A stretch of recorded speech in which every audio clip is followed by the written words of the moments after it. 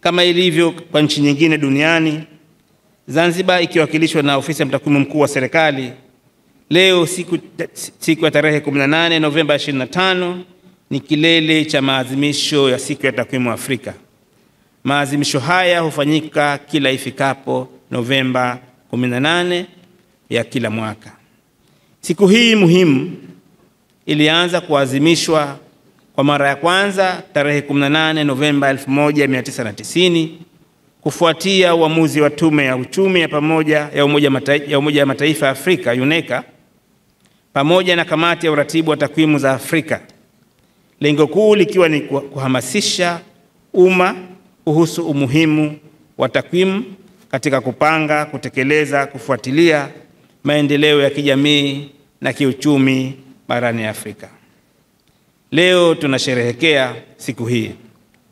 Ili tuthamini umuhimu wa takwimu katika maisha yetu, huenda tukajiuliza kwa jinsi gani takwimu zinaathiri maisha ya mmoja mmoja na jamii kwa ujumla.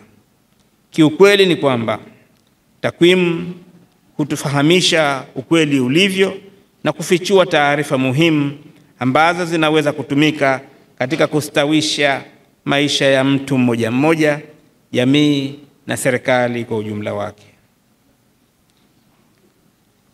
Kila mwaka siku ya takwimu Afrika huadhimishwa kwa kauli mbiu maalum inayohusiana na ajenda za maendeleo la barani Afrika. Kauli mbiu hiyo hutolewa kwa mashirikiano katika pamoja Tume ya Umoja wa Afrika, Tume ya Uchumi ya Afrika pamoja na Benki ya Maendeleo ya Afrika yani AFDB.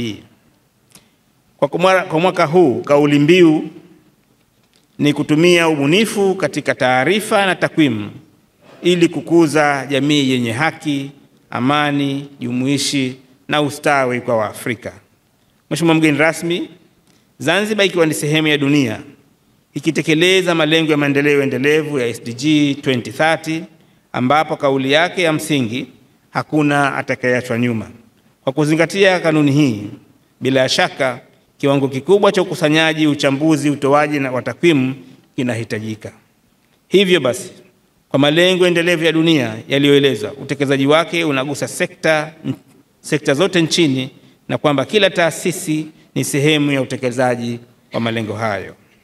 Katika kuendana na utekelezaji wa malengo ya dunia, Serikali ya Mapinduzi ya Zanzibar imeandana na dira ya maendeleo ya Vision 2050 ambayo kauli mbiu yake ni kufikia hali ya kipato cha kati cha juu ifikapo 2050 kupitia maendeleo endelevu na jumuishi wa binadamu.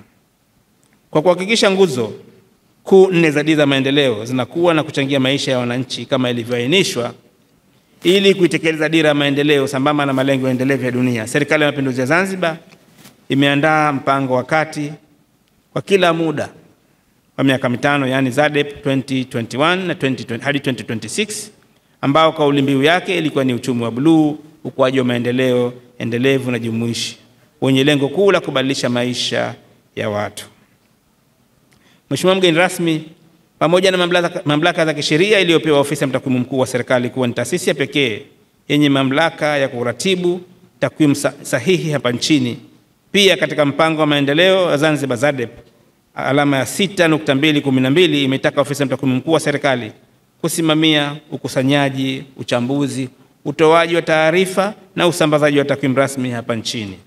Sambamba na hilo, kuhakikisha mfumo wa takwimu unafanya kazi kwa ufanisi kwa ajili ya kupata takwimu za ngazi ya utawala, tafiti pamoja na sensa mbalimbali ambazo zinaandaliwa.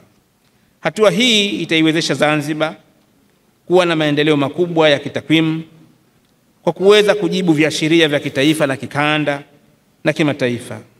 Kwa namna ya kipekee, naomba nirudie tena kwa niaba ya ofisi ya mtakwimu mkuu wa serikali kuwapongeza na kuwashukuru wadau wa takwimu kwa kushirikiana na ofisi ya mtakwimu mkuu wa serikali katika kuhakikisha kwamba shughuli za takwimu zinazokusanywa zinakuwa katika hali ya ubora unaokidhi vigezo vya kitaifa na kimataifa.